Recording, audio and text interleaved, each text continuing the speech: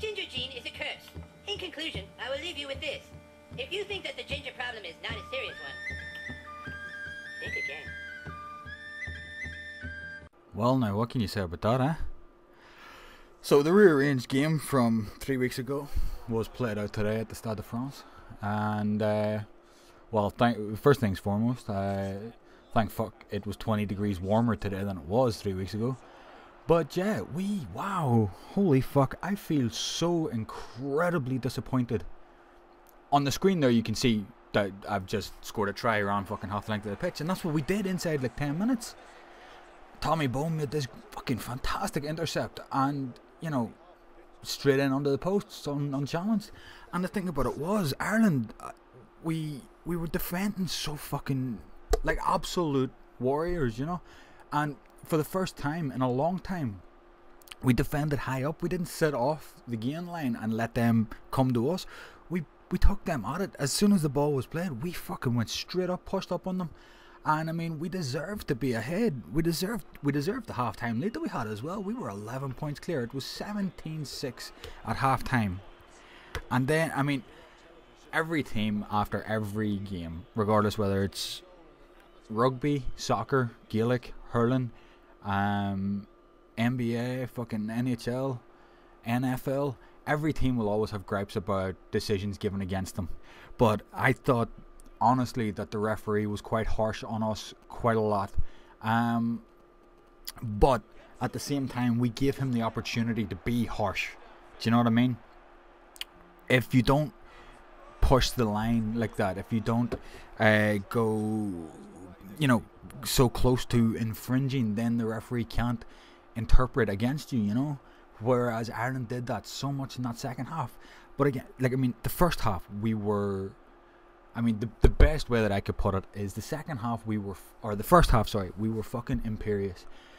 Tommy Bowe's second try was as good a try as you will see in any rugby game anywhere.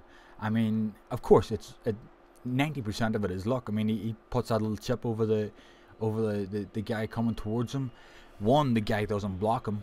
2, he doesn't inadvertently run into the guy. 3, he doesn't slip on the wet turf. 4, the ball doesn't turn out, you know, and go out of play. It just popped right up for him to get into his hands. And he had Rob Kearney with him, who I'm going to talk about quite extensively in a minute. And he allowed the dummy, or he used the dummy of a pass to Kearney to get the guy, the French defender, to basically leave him alone. And he got over for the try, and it put us, like I said, 17-6 up at half-time. I mean, in Paris, we haven't won there for 12 years. The last time we won there was basically Brian O'Driscoll's coming of age. I mean, he scored, beg your pardon, scored a hat-trick in 2000 in Paris. And, you know, we looked like we were on for it again. And, I mean, I was tweeting the whole way through the match, and I kept talking about Rob Kearney and Rob Kearney and Rob Kearney, because how could you not? If you watched that game today, Rob Kearney was simply magnificent. One kick that was maybe 10 yards too long for himself to get to. But, I mean, I have never, and I mean never, seen a rugby player fielding the ball like he did.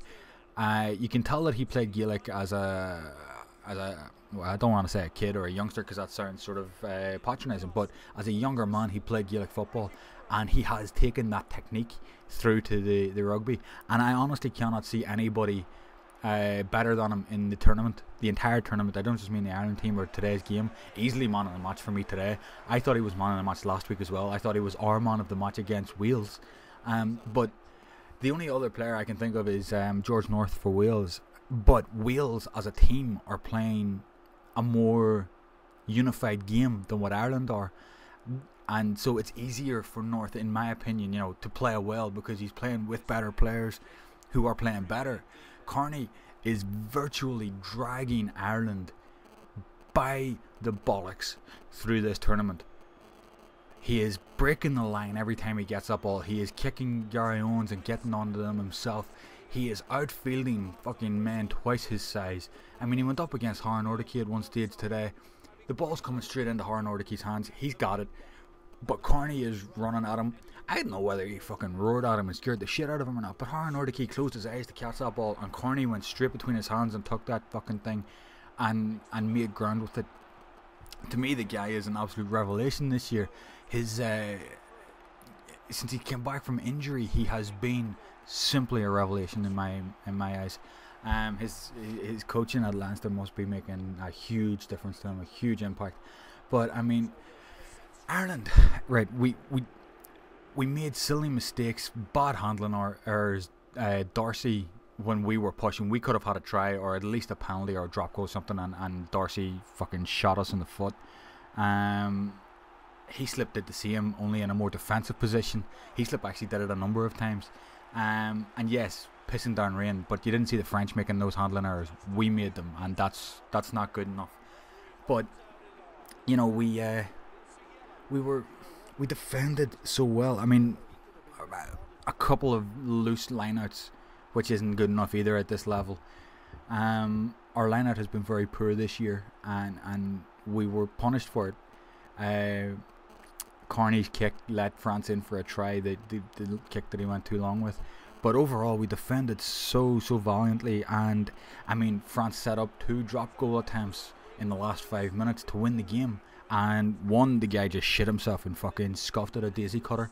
And then the second one, fuck me, Sean O'Brien got out like an absolute Trojan, made that block, and you know, we deserved a better result based on our defending and our attacking, but our errors really and truly just destroyed us, and it's not good enough to see that sort of silly mistakes. Donnacha O'Callaghan is still making infringements and getting penalised a lot in breakdowns and in rucks and stuff like that, and I mean, they all talk about how he's the joker of the pack and stuff like that within the squad, and how he's just a fucking lunatic, but somebody needs to take him aside and tell him this is international rugby, and he's actually starting to cost us, and probably has been for quite a while.